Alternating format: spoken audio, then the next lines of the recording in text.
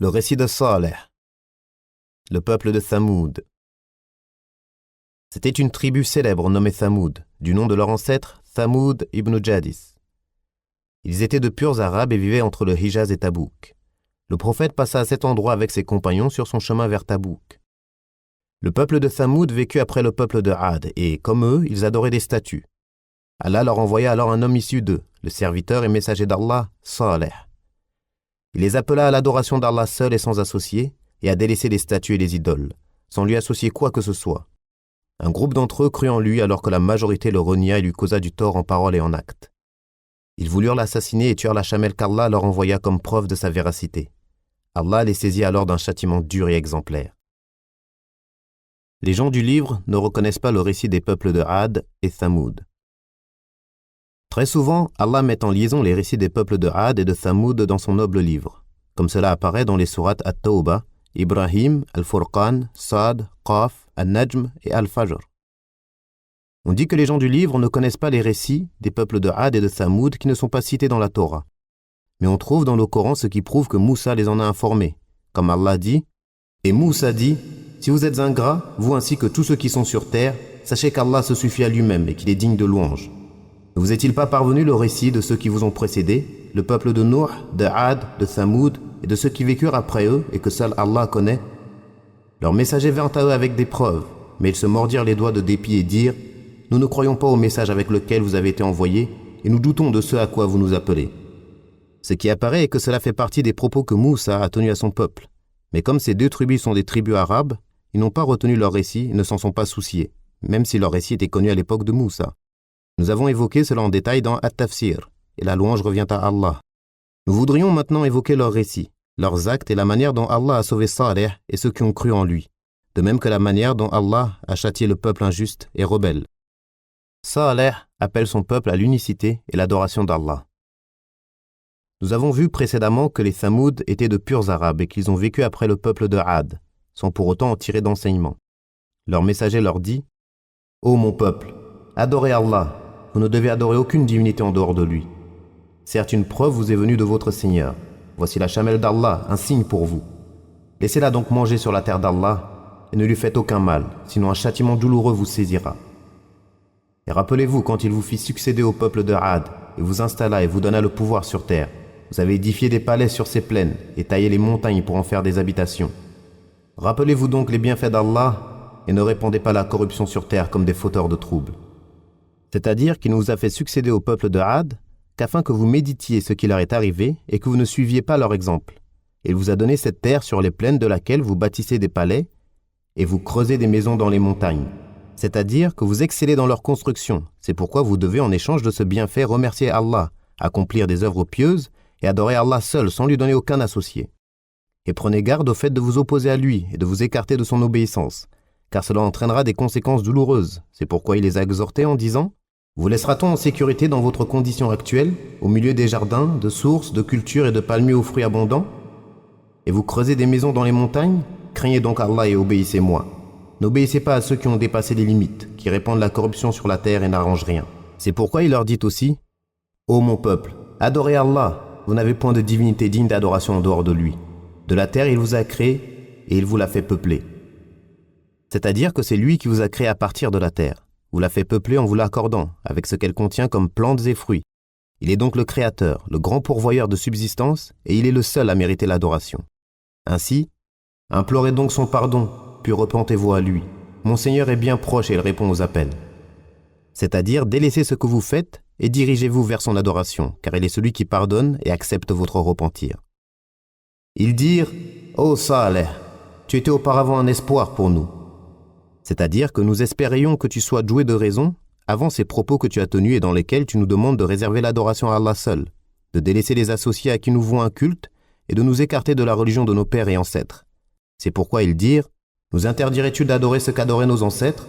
Cependant, nous sommes dans un doute troublant au sujet de ce vers quoi tu nous invites. » Il répondit « Ô mon peuple, si je m'appuyais sur une preuve évidente émanant de mon Seigneur et s'il m'avait accordé de sa part une miséricorde, qui donc me protégerait contre Allah si je lui désobéissais? Vous ne feriez qu'accroître ma perte. » Il s'est adressé à eux avec douceur, mansuétude et bon comportement dans l'invitation au bien qu'il leur adressa. C'est-à-dire Que diriez-vous si la situation était telle que je vous le dis et conforme à ce vers quoi je vous appelle? Quelle sera votre excuse devant Allah? Qu'est-ce qui vous sauvera devant lui alors que vous me demandez de cesser de vous appeler à lui obéir? Mais je ne peux le faire car cela m'est obligatoire, et si je cessais, aucun d'entre vous et personne d'autre ne pourra me protéger ou me secourir. C'est pourquoi je ne cesserai de vous appeler à Allah unique et sans associé, et ce jusqu'à ce qu'Allah tranche entre vous et moi. Ils lui dirent également, « Tu n'es qu'un homme ensorcelé. » Ensorcelé en ce sens que tu ne sais pas ce que tu dis, en nous appelant à réserver l'adoration à Allah seul et à délaisser nos idoles. C'est là l'interprétation donnée par la majorité des savants. Ils lui demandèrent alors d'apporter un miracle montrant la véracité de son message. « Apporte donc un miracle si tu fais partie des véridiques. » Le miracle de Saleh. Il dit, « Voici une chamelle, elle boira un jour convenu et vous boirez un jour convenu à tour de rôle. Et ne lui faites aucun mal, sinon vous subirez le châtiment d'un jour terrible. » De la même manière qu'Allah dit, « Certes, une preuve vous est venue de votre Seigneur. Voici la chamelle d'Allah, un signe pour vous. Laissez-la donc manger sur la terre d'Allah et ne lui faites aucun mal, sinon un châtiment douloureux vous saisira. » Et nous avons apporté au peuple de Thamoud un miracle visible sous la forme d'une chamelle, mais ils lui firent du tort et nièrent ce miracle.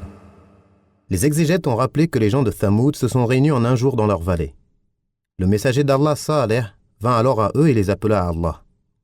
Les exhorta, les avertit et leur adressa un rappel. Ils lui dirent alors, « Pourrais-tu faire sortir de ce rocher une chamelle dont la description serait celle-ci » Ils la décrirent donc, la nommèrent et s'obstinèrent au point de demander que ce soit une grande chamelle portant un petit de 10 mois.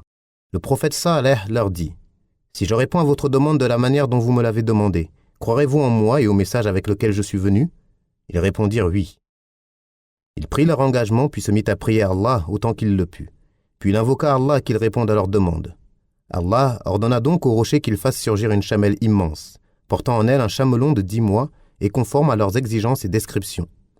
Lorsqu'ils la virent de leurs yeux et qu'ils constatèrent ce prodige incroyable, cette puissance éblouissante et cette preuve claire et irréfutable, beaucoup parmi eux crurent, mais la plupart d'entre eux persistèrent dans leur mécréance, égarement et entêtement. C'est pourquoi Allah dit que la plupart d'entre eux renièrent ce miracle et refusèrent de suivre la vérité. C'est pourquoi Saleh leur dit, « Ô mon peuple, voici la chamelle d'Allah qu'il vous a envoyée comme signe.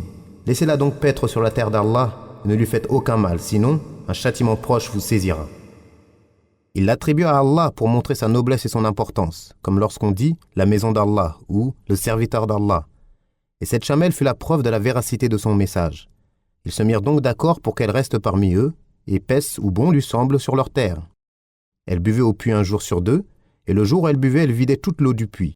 Quant à eux, ils faisaient toujours leur provision en eau pour le jour consacré à la chamelle. On rapporte que le lait que donnait la chamelle leur suffisait amplement pour tous. C'est pour cela qu'Allah dit « Elle boira un jour convenu et vous boirez un jour convenu à tour de rôle. » Nous leur avons envoyé la chamelle comme une épreuve pour eux. Surveille-les donc et sois patient, et informe-les que l'eau est partagée entre eux et la chamelle, chacun boira à son tour. Elle fut donc pour eux une épreuve. Croiront-ils ou non? Et Allah sait mieux que quiconque ce qu'ils font. Mais il dit à Saleh, surveille-les et patiente sur leur tort, car la preuve évidente va arriver. Le meurtre de la chamelle. Lorsque cette situation se prolongea, les notables de Thamoud se réunirent et décidèrent de tuer la chamelle afin de s'en débarrasser et garder l'eau pour eux seuls. Et Satan enjoliva ce projet dans leurs esprits. Allah dit, « Ils égorgèrent la chamelle, ils étaient arrogants et insolents face à l'ordre divin et dirent, « Ô Saleh, amène-nous ce dont tu nous menaces, si tu es du nombre des envoyés. » Ce fut leur chef, Qudar ibn Sarif ibn Junda', le roux, qui tua la chamelle. On dit qu'il fut le fils d'une fornicatrice née sur le lit de Sarif, mais qu'il est en fait le fils d'un homme nommé Siban. Il commit cet acte, l'assassinat de la chamelle, avec l'approbation de tous. C'est pour cela que cet acte est attribué à l'ensemble. Allah dit, « Puis ils appelèrent un des leurs qui obéit à leur ordre et tua la chamelle, comme furent durs mon châtiment et mes avertissements. » Le peuple de Thamoud a renié, à cause de leur transgression, lorsque le plus misérable d'entre eux se leva pour tuer la chamelle. Le messager d'Allah leur dit alors, « C'est la chamelle d'Allah, laissez-la boire. » Mais ils le traitèrent de menteurs et la tuèrent. Leur Seigneur les détruisit donc pour leurs péchés et tendit son châtiment sur tous. Et Allah n'a aucune crainte des conséquences. Abdullah ibn Zama'a rapporte que le messager d'Allah a fait un sermon où il parla de la chamelle et de l'homme qui la tua. Il dit, « Lorsque le plus misérable d'entre eux se leva pour tuer la chamelle, celui qui s'est levé pour la tuer était un homme sévère, puissant et influent au sein de son peuple. tout comme l'est Abu Zama'a. Ammar ibn Yasir rapporte que le messager d'Allah a dit à Ali « Veux-tu que je te parle des plus misérables des hommes ?» Il répondit « Oui ». Il dit « 2 hommes. L'un est le rouquin du peuple de Thamoud qui a tué la chamelle, et l'autre est celui qui te frappera ici, sa tête, au point que cela, sa barbe, tombe. » Allah dit « Ils égorgèrent la chamelle. Ils étaient arrogants et insolents face à l'ordre divin et dirent « Ô Saleh, amène-nous ce dont tu nous menaces, si tu es du nombre des envoyés. » Leurs propos sont donc une mécréance claire, et ce de plusieurs points de vue, parmi lesquels ils se sont opposés à Allah et son messager en commettant l'interdiction de causer du tort à la chamelle, qui fut un signe qu'Allah leur envoya. Ils ont également demandé la venue du châtiment, et ils l'ont ainsi mérité de 2 manières. Premièrement, ce fut la condition qu'Allah a posée lorsqu'il dit « Ne lui faites aucun mal, sinon un châtiment proche vous saisira. » Et dans d'autres versets, un châtiment immense ou douloureux, et tout cela est vrai. Deuxièmement, ils ont demandé la venue du châtiment. Ils ont également démenti le prophète dont la prophétie et la véracité sont apparues clairement. Ils savaient cela de science certaine, mais la mécréance, l'égarement et l'obstination les ont conduits à rejeter la vérité et à subir le châtiment. La destruction du peuple de Thamoud. Allah dit « Ils la tuèrent. Alors il leur dit « Jouissez de vos biens dans vos demeures pendant 3 jours encore. » Voilà une promesse qui ne sera pas démentie. On rapporte que lorsqu'ils tuèrent la chamelle, Qudar ibn Sarif fut le premier à la frapper de son épée, qu'Allah le maudisse. Il la frappa au jarret, elle tomba à terre, et les autres se précipitèrent et s'acharnèrent sur elle avec leurs épées. Lorsque son petit vit cela, il s'enfuit et gravit la plus haute des montagnes, d'où il blatéra 3 fois. C'est pour cela que Saleh leur a dit « Jouissez de vos biens dans vos demeures pendant 3 jours encore. » Ils n'ont pas cru non plus en sa menace et au contraire, le lendemain, ils voulurent même le tuer et le faire rejoindre la chamelle. Ils dirent « Jurons par Allah que nous le tuerons de nuit, lui et sa famille. Ensuite, nous dirons à ses alliés, nous n'avons pas assisté à l'assassinat de sa famille et nous sommes sincères. C'est-à-dire que nous allons le prendre par surprise dans sa demeure et le tuer, lui et sa famille. Puis nous nierons cela si ses parents veulent venger sa mort. » Ainsi Allah dit « Ainsi ils élaborèrent une ruse et nous en élaborâmes une, sans qu'ils ne s'en rendent compte. Regarde donc ce qu'a été la conséquence de leur stratagème. Nous les fîmes périr, eux et leur peuple au complet. Voilà donc leur maison vide à cause de leurs méfaits. C'est bien là un signe pour des gens qui savent. Et nous sauvâmes ceux qui avaient cru et nous craignaient. » Allah envoya sur ceux qui voulaient tuer Saleh des pierres qui les firent périr avant leur peuple. Jeudi matin, premier jour de l'ultimatum, les visages des Thamoud étaient livides conformément aux menaces de Saleh. Mais le soir, ils s'écrièrent tous « Un jour de l'ultimatum est passé. » Au 2e jour de l'ultimatum, vendredi, leurs visages virèrent au rouge, mais le soir, ils s'écrièrent de nouveau « 2 jours de l'ultimatum sont passés. » Au 3e jour de l'ultimatum, samedi, leurs visages devinrent noirs, et le soir, ils s'écrièrent encore « 3 jours de l'ultimatum sont passés. » Dimanche matin, ils se regroupèrent, orgueilleux, attendant le châtiment du jour, sans savoir ce qu'on leur ferait ni d'où cela viendrait. Lorsque le soleil apparut, un cri vint du ciel et une puissante secousse les ébranla, causant leur mort immédiate. Les âmes quittèrent les corps, la vie cessa, le silence régna, la vérité s'accomplit, et ils gisèrent dans leur demeure sans vie. On rapporte que seule une jeune fille paralysée du nom de Kalbah bint as-Saliq, surnommée Ad-Dari'a, resta en vie. Sa mécréance et son animosité pour Saleh étaient grandes. En voyant le châtiment s'abattre sur les siens, elle se mit à marcher et à courir comme le plus agile des êtres. Elle se rendit dans une tribu arabe et leur raconta ce qu'elle avait vu et qui venait d'arriver à son peuple. Elle demanda à boire et lorsqu'elle but, elle mourut. Allah dit « Ce fut comme s'il n'y avait jamais prospéré. En vérité, les Thamoud n'ont pas cru en leur Seigneur. Que périssent les Thamoud. » Abu Righal. Jabir rapporte que lorsque le messager d'Allah passa près d'Al-Hijr, il dit à ses compagnons « Ne demandez pas de signe, car le peuple de Saleh l'a fait et la chamelle leur a été envoyée. Elle venait de ce col et y revenait, mais les Thamoud désobéirent au commandement de leur Seigneur et la tuèrent. Elle buvait leur eau un jour et ils buvaient de son lait un jour. Ils l'ont tuée et un cri venant du ciel les surprit, les extermina tous, à l'exception de l'un d'entre eux qui était sur le territoire sacré d'Allah. Ils dirent « Qui est-il, ô messager d'Allah ?» Il dit « Il s'agit d'Abu Righal, et lorsqu'il sortit du territoire sacré, il fut anéanti comme les siens. » Ismaïl ibn Umayya rapporte que le prophète passa devant la tombe d'Abu Righal et dit « Savez-vous qui c'est ?» Les compagnons dirent « Non, Allah et son messager sont plus savants. » Il dit « C'est la tombe d'Abu Righal, un homme du peuple de Thamoud qui était sur le territoire sacré d'Allah. Et ceci l'a protégé contre le châtiment d'Allah. Mais lorsqu'il en sortit, il fut anéanti comme les siens. Il fut inhumé ici avec une branche en or.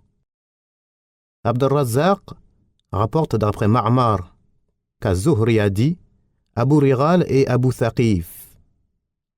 La chaîne de transmission de ce hadith ne remonte pas jusqu'au prophète, mais il est rapporté par une autre chaîne de transmission complète, comme l'a rapporté Muhammad ibn Ishaq dans As-Sira.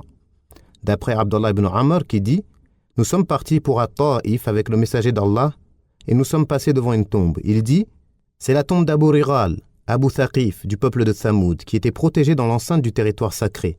Mais lorsqu'il en sortit, il fut anéanti comme les siens à cet endroit. Il fut enterré ici, et le signe de cela est qu'il fut enterré avec une branche en or. Si vous creusiez, vous la trouveriez. » Les gens se précipitèrent et extrairent la branche.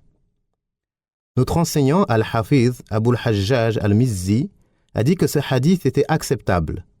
Hassan Aziz. Je dis, il est également appuyé par le hadith précédent, et Allah est plus savant. Le départ de Saleh. Allah dit, alors il se détourna d'eux et dit, ô mon peuple, je vous ai transmis le message de mon Seigneur et vous ai conseillé sincèrement, mais vous n'aimez pas les conseillers sincères. Après la réalisation du châtiment, Saleh quitta les terres de son peuple en disant « Ô mon peuple, je vous ai transmis le message de mon Seigneur et vous ai conseillé sincèrement, mais vous n'aimez pas les conseillers sincères. » C'est-à-dire, j'ai fait tout ce qui était en mon pouvoir à travers mes propos, mes actes et mon intention pour vous guider vers la vérité. Mais vous n'acceptez pas et ne désirez pas la vérité. Et c'est ce qui causa votre perte et vous fit mériter le châtiment douloureux éternel. Je ne peux plus rien pour vous et je suis dans l'incapacité de lever le supplice qui est le vôtre. J'ai accompli ma mission et fait tout mon possible pour vous transmettre le message et vous conseiller. Mais Allah fait ce qu'il veut.